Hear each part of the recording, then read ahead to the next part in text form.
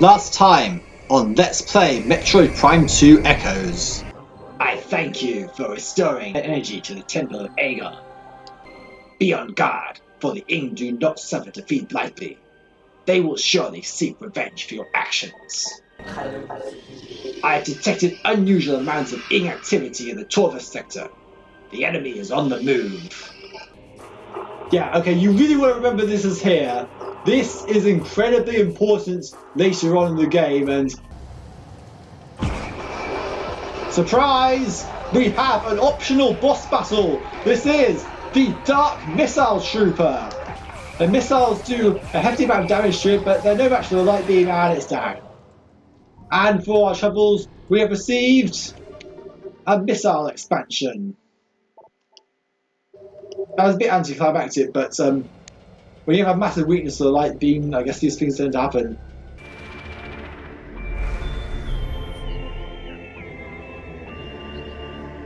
Hello, and welcome back to Let's Play Metroid Prime 2 Echoes. I'll show you where we are currently. We started with episode 13. We are at the Temple Transport C, which is the Torvus entrance to the Great Temple.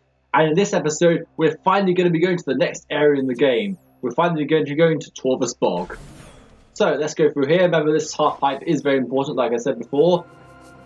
We've got some war wasps to deal with. They've made camp here.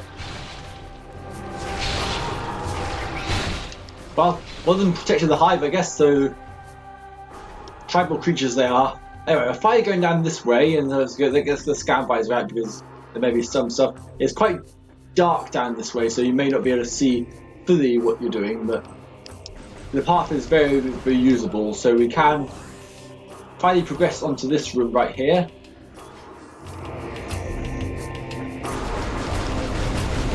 Now, if we try to progress through this and go through the door, hold on, isn't this the way we're supposed to go?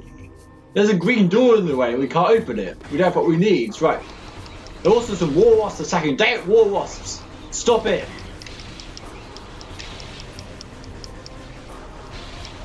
So, how are we supposed to get through there? Well, I think you can see the answer right there. We need to go to the Dark World, and this is officially where you're first actually supposed to go into the Sky Temple grounds. We dropped by a bit earlier to collect a power up, but let's go to Sky Temple grounds.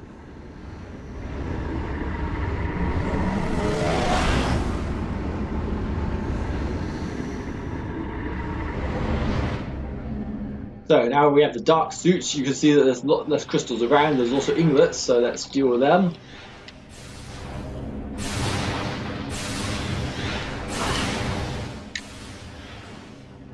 There we go. Right, now let's go switch back to the power beam and progress onwards. You could try to go down here. I will say there is a route you can go down here, but I would advise going against this route just yet. We do lack a few things that we might need, even though there is a beam here, and we can't actually go. Oh, we can't go through this door anyway because that's now got a green door, which is a different. This is the way we came in the light world. So yeah, you can see there's going to be a lot less light crystals around here. They expect you to be able to have the dark suit before you progress onto this point, because well, not that you could get this far. You could get this far even before you're finishing Aegon, but it's kind of required. So now we're taking damage in here. I want to hit that light portal up there, but we can't seem to get to it just yet. How are we going to get to it? Well, it's quite simple really. We need to go underneath here and through this section. Do I have anything you should scan? Yeah, there are no light crystals beyond this point. You need the dark suit in order to reasonably get through here, and we've got lasers, so let's scan these. These are corrupted sentries. Used by the Ing to protect key areas, can be stunned by most weapons. Charged light energy will destroy the target.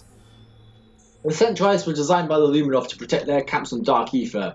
The Ing learn how to possess them and turn them on their former masters.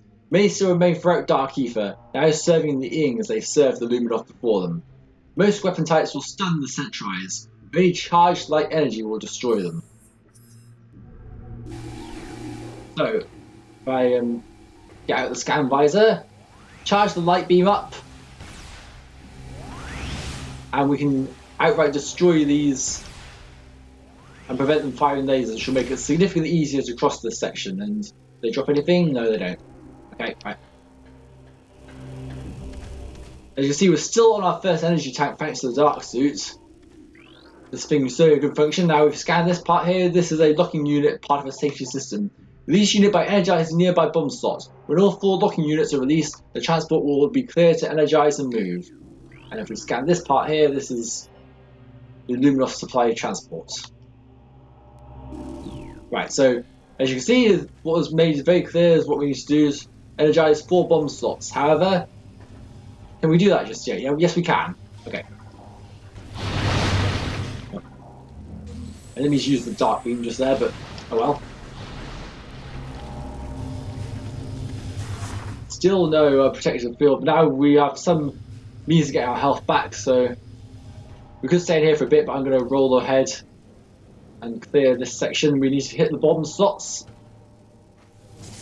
Because, as I said, we need to hit all 4 in order to progress, but there's a catch. When you hit the bomb slots, they close hatches.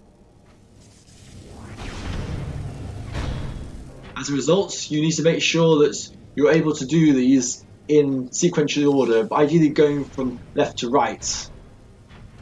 And it's this point where you realise that I've actually missed one of them, so I need to go around back the other way. Ah, we missed it. Well, that's annoying.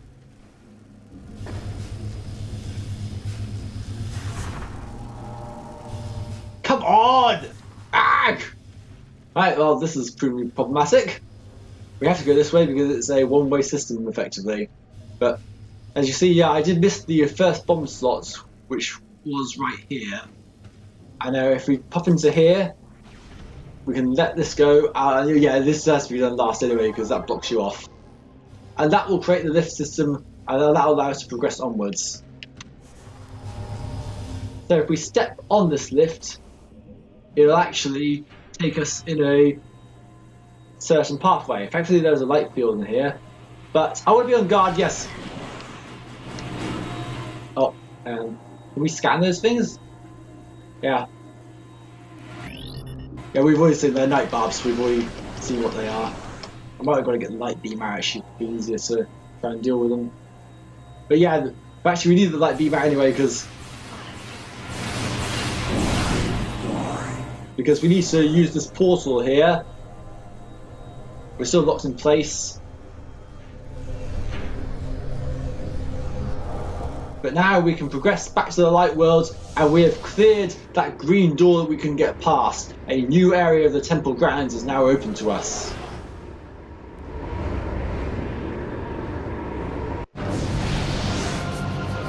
Oh, and look who's still here. There are space pirates in the area. That could only be bad news. Get the dark beam out. Nope, they're switched hands. They're now dark pirate troopers, so they will be light beam weak instead.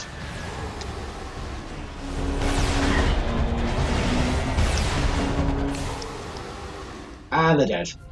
And we also unintentionally shot a blockage that required the light beam to get through, so there is something about saying that as a phasing container right there. I'm going to use the dark beam to break these open because we need some light ammo. And we get energy instead, but that's okay because we're 2 tanks short of the energy we needed. So let's progress onwards through here. We have another thing to get through, which is blocking the way, and more space pirates. Will you guys ever give it up? Seriously. Now if we use the light beam over here, that'll open an entirely different way for us. Unfortunately, that's also blocked by a green door. Starting to see a fair few of these. I wonder if we'll ever get something we need to open them soon. I want to energize this part as well so that we don't have to deal with that in the future. Actually, we do need to move this because this is what we need to use to get on top of here and progress upwards this way. Now we're in this area. As you see, this is where we had the bomb slots in the dark world. In the light world, Our jumping ability isn't very good in this water. That's interesting. We're getting severely hindered by this and need a space jump just to get out of there. That doesn't look very good. Jump on this and then shoot this pillar. This will move it to the center and then we can double jump onto here and up this way. I'll just try to double check this area.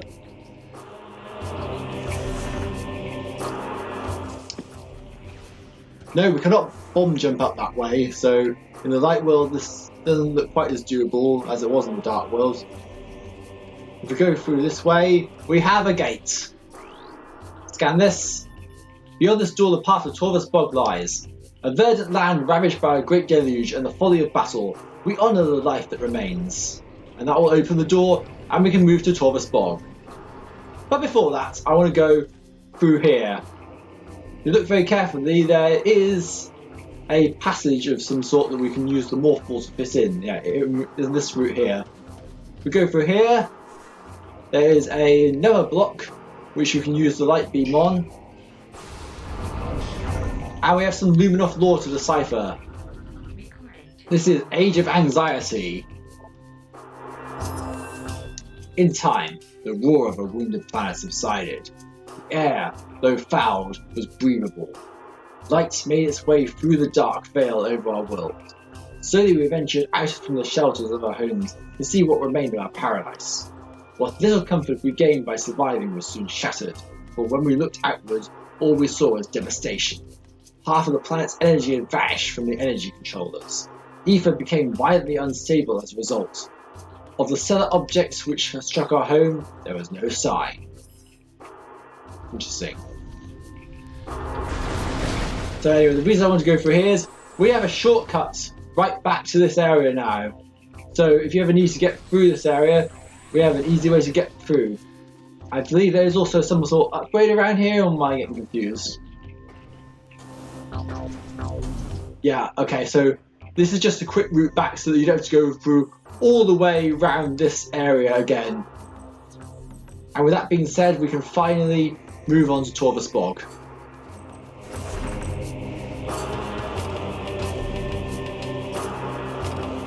So we have already saved Aegon Wastes. So now we will start our second mission as we progress through this part here and another War Wasp Hive. These things are just everywhere, they never go away. To us, I think the War Wasps will be a bit tame compared to what we might find in Torvus Bog. Just a hunch. Right, we are finally at the elevator, the lift. So let's leave Temple Grounds behind and go into a brand new area. Let's go to Torvus Bog.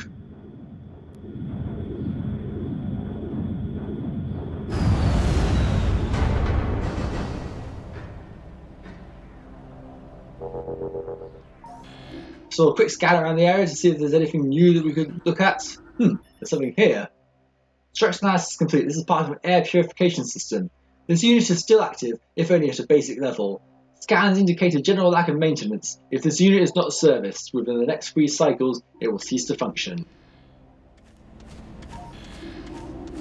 So this is an interesting offshoot area. It's purely here for cosmetics, I would guess, because that's all there is really to this part. Well, if we go around here though, there we have something new to scan. This is Torvus Pod. Living storage units of the unit with Luminoth. Durable platform grows around useful items. Produces deadly cloud when destroyed.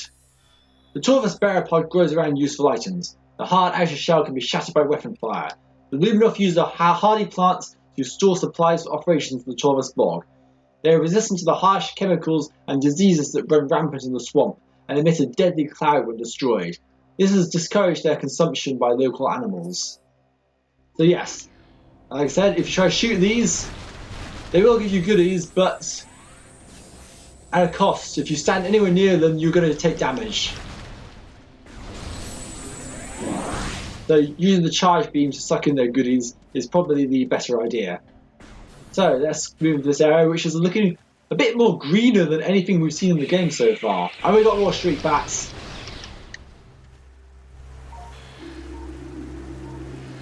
So, you remember how Aegon Wastes didn't really have much of a tune to it, did it? When we were exploring the area. So, as we go through here, I guess Torvus Bog is just going to be more of the same in terms of ambience and soundtrack. Right?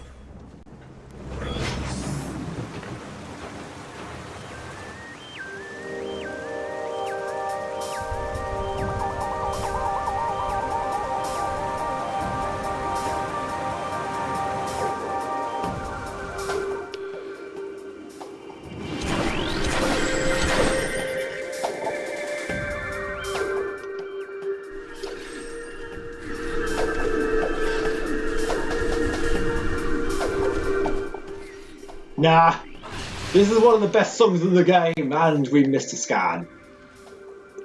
There's another scan we need to get here, though, which is right here. This is the Estelie's Testament. They came to the lagoon in the night, delivering true death blows before I could detect them. As my life faded, I sent a call to the Cadre to warn of the surprise attack. May they find the key and dispatch the Ing who killed me. Only then will my final rest be peaceful. I apologise for talking over the song because this song is awesome! Torvus Bog is one of the best tunes in this entire game.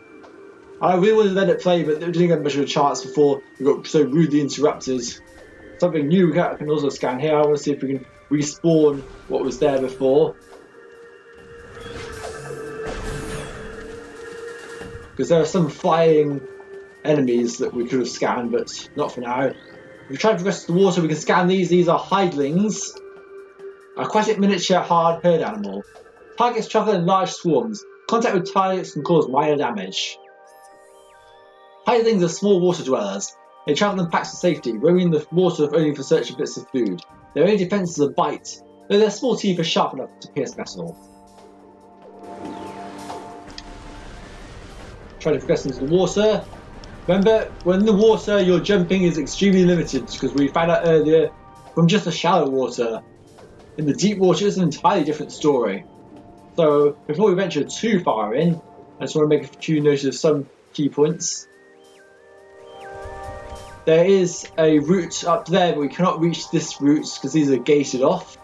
So the only other door we have immediate access to is up here, where there is a missile door here. And there is your save station, but I'm not going to save just yet. We will do a bit more, but there is a certain place I want to stop the episode at. It'll probably just be before we get to Torvus Temple. Back in here. Some hidlings that are left over. You're very, very slow in water. Morphball is not much quicker. Your movement is extremely hindered while you're in the water. This is going to be a big problem moving forward. We use the dark beam here. Let's scan her out again. There's just more hidlings. But we need some more light beam ammo, so I won't begrudge using the dark beam on these guys to get with them quite easily too. Now it's going the opposite of the way. We're now having a lot more light ammo than dark ammo. Use the Morphball to get in here because I'm not quite sure if we can fit through here as regular Samus.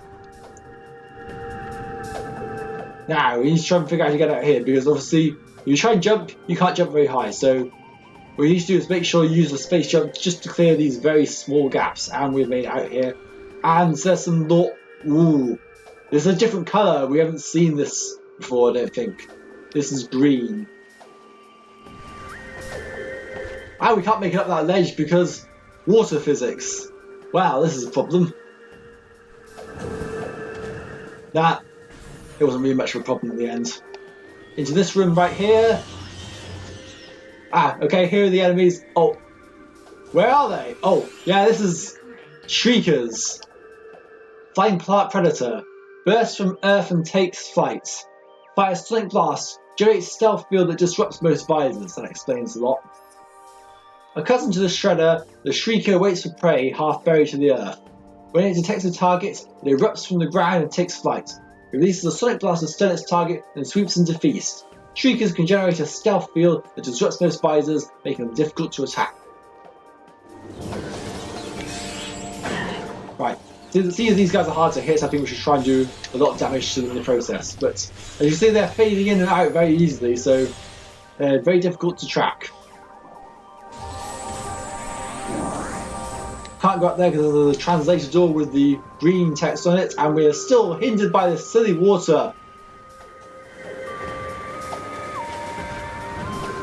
Everywhere we go, water is around us, so you might wonder, if you look at the map for the moment, we have to go around here, but why, if the only clear way forward is back the way we came through a red door?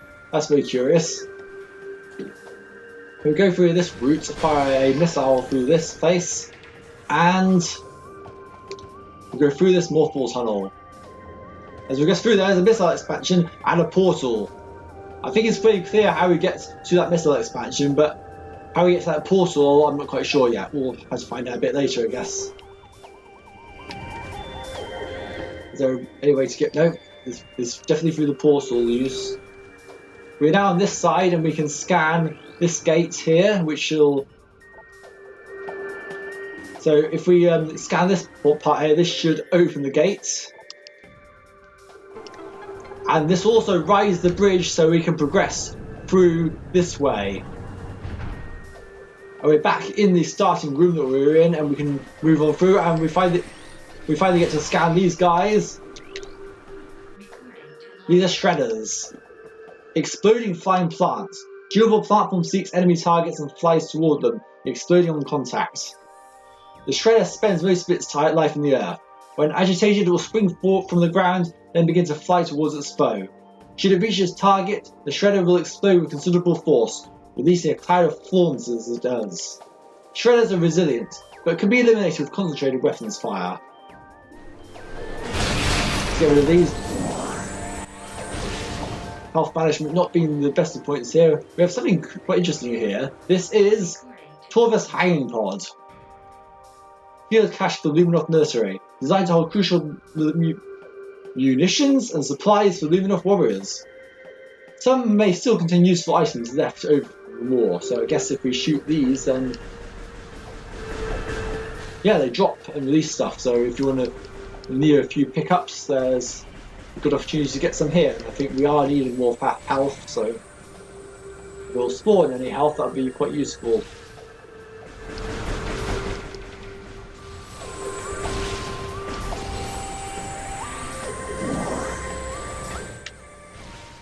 Bit of a risky business there, because we might have to take the long way round. I'm not sure, maybe that bridge is jumpable now. We probably don't even need to go through that. Probably don't even need to go through this room anymore now that we've got the routes from there, and I think this route is actually a lot better for overall traversal in the long run. If we go through here, we have more enemies. Use the dark beam on these to... But they do take a lot, so maybe wasting ammo on them isn't the best of ideas.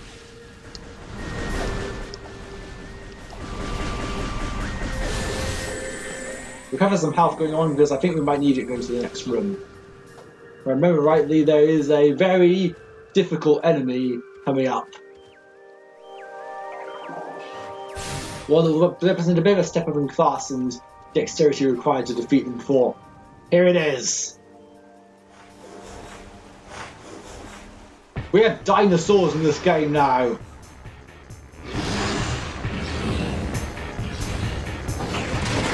Welcome to the most annoying enemy in this game so far. These are the Grenchlers. Water-based reptilian predator. Well armoured and deadly at any range. Its back shell is vulnerable to explosive blasts, however. The amphibious Grenchler lurks in marsh areas in search of prey. Fearless, it will spring from hiding and attack anything that moves. If it is unable to fell its prey with such powerful jaws, it will fire piercing bursts of energy at them. Grenchlers have one weak spot. A genetic defect makes the shell on their back susceptible to explosive blast. Remove the shell to expose a vulnerable nerve center and target to eliminate the creature. This is going to be a really hard encounter. You cannot hurt Grenchlers unless you are directly behind them, and you can only hurt their shell with missiles. So, fortunately we have quite a few missiles, so if you have plenty of missile expansions, then then make sure that you hit them charge shots or missiles, because it does quite a bit of damage to them. We can use missiles to take them out. One of them's got shell this time. I think we should focus on taking this one out. I see we're taking quite a lot of damage from battle. These guys are no pushovers. Our movement is also inhibited by the water, which doesn't help them whatsoever. Remember to strafe around these guys to dodge their attacks. And we've defeated the Grenchler. No, we haven't. It's just a shell. Now we're taking loads of damage here.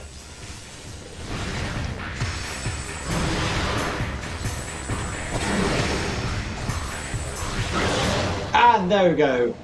The two Grenchlers are finally down. And we can look around this area. We have something new to scan here. This is a bloat sack.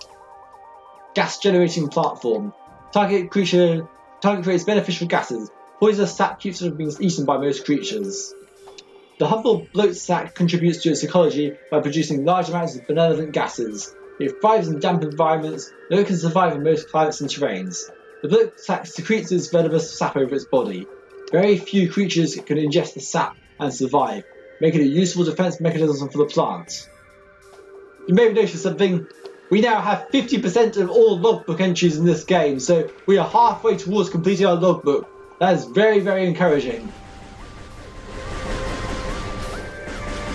Trying to shoot these bloat sacks, so you can't really do anything with a normal power shot.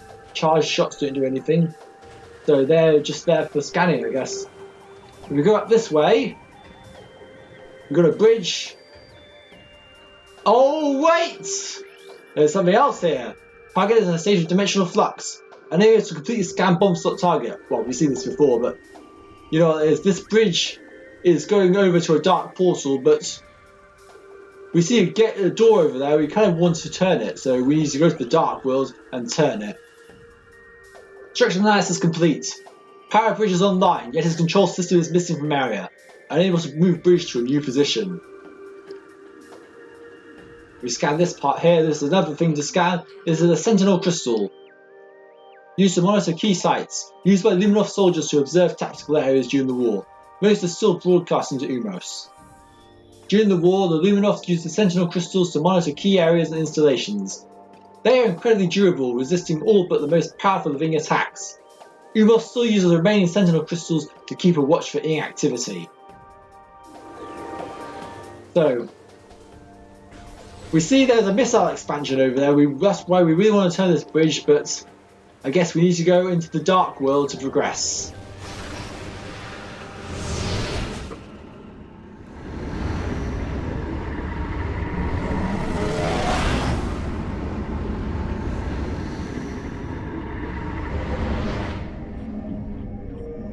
I'm going to wait here a bit because we have taken quite a bit of damage and I kind of want to progress through this area with quite a bit more health. So jump cut to when I'm full on health. Okay, I'm now full on health and I switched to the light beam since this is the dark world after all. We're just going to simply travel across the bridge and make our way towards where we need to be. I don't think we need to be extensively staying in the dark world for longer than we need to be. So we're going to turn the bridge round. And that will do the same in the light worlds. There's a problem though. We need to take a long route back to get in through the portal that we came through. So that is curious. We scan this here. This is the Ing Sphere cache. Living storage units of the Ing Horde. The Ing Sphere keeps useful items in the dimensional pocket. The pocket can be breached by destroying the Ing Sphere.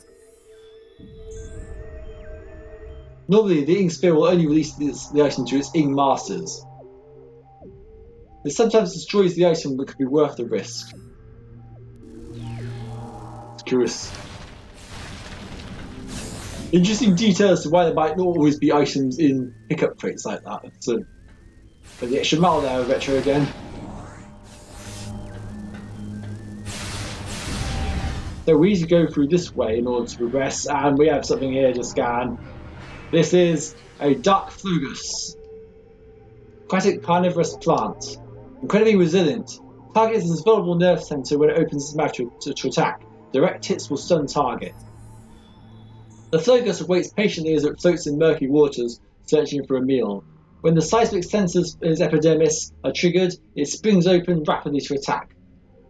Trilogy can generate localized seismic shockwaves to damage their prey.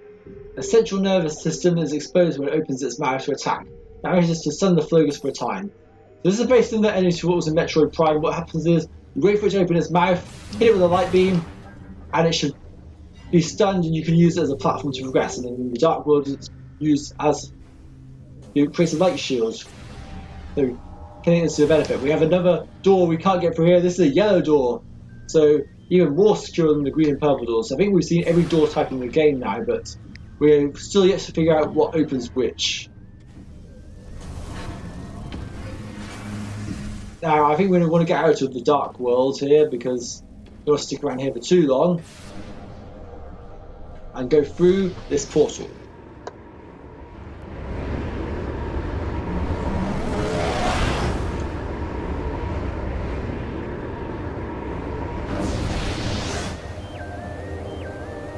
Right, so we've got the bridge in place. I say we go back. Oh no! These are the most annoying enemies in the entire game! If I get a scan of them... No, you can see why they're so annoying already. We can barely get hold of them, they're disrupting our visors. These are Dark Pirate Commandos. Dark and possessed elite space pirates. Increased combat ability due to symbiotic presence. Able to phase out of local time-space.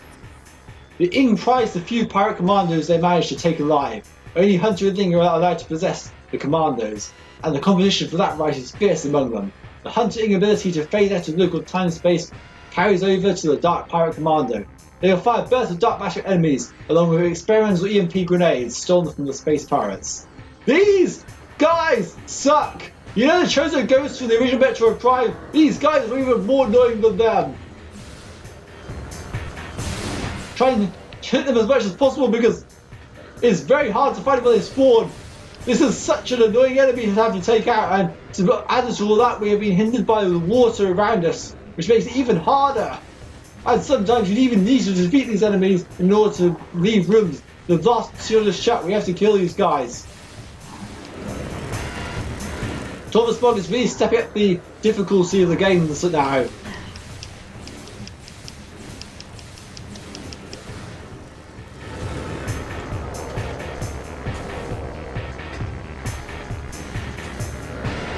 Where are they? Come on! Oh, come on! Ah, they've disappeared anyway. So I think they do disappear after a while, but yeah, you're going to be seeing quite a few of these, and even when you do your regular backtracking, these guys will spring on you at any moment. It really is going to be really annoying. But yeah, Dark Pirate Commandos are here, and sadly they are here to stay. But if we cross this bridge, now move to its correct position.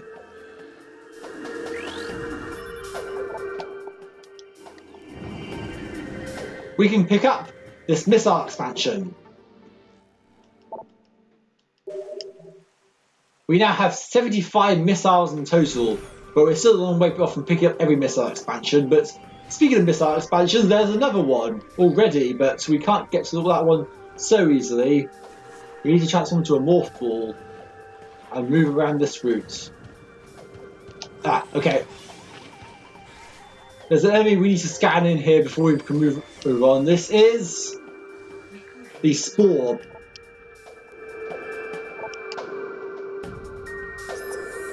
The hanging spore sits patiently until a potential meal is detected. A burst of poison needles is the spore's primary means of attack. It can also extend its body over short distances, gripping small targets within its powerful jaws. So yeah, as you use a morph ball, this thing will target you as a small target when you're transformed as the morph ball, which you unfortunately need to do to progress. It's a very convenient trap, as it were. So, if we can stay in there! Come on! Come on, game! Cooperate for once! Ah!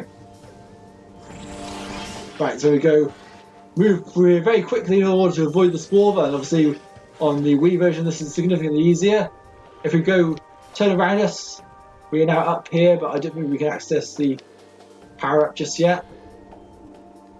So yeah, we need to go through this morphal tunnel around the other side. And we cannot get this just yet because this is something we've never seen before. Object scan complete. Analysis indicates a viable attach point for the grapple beam. Grapple beam module missing, unable to attach to grapple point at this time, so we unfortunately cannot get that just yet.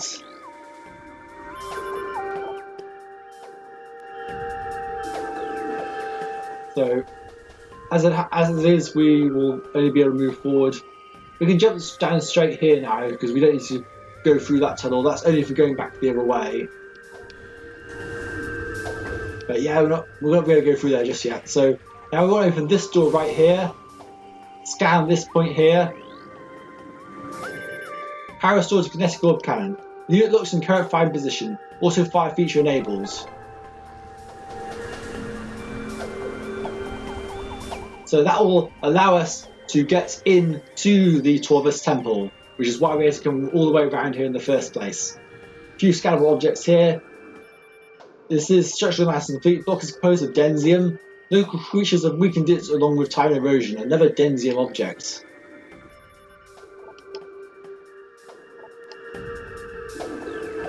So yeah, we're just about to enter Torvus temple. We've opened the way forward. And now I think that is going to be the end of this episode. So, next time on Metroid Prime 2 Echoes, we enter Torvus Temple. And if you're wondering, could we just go into Torvus Temple before? Okay, I just demonstrated. So the episode is not quite over just yet. We try to go through this way. There is an energy tank there, which we can't get to. This way is blocked off by a green door, so yeah, we needed to open the higher route in order to progress. So through here, back through here, and then we'll use the kinetic orb cannon to progress, but we'll do that next episode. See you guys in the next episode of Let's Play Metroid Prime 2 Echoes. Goodbye.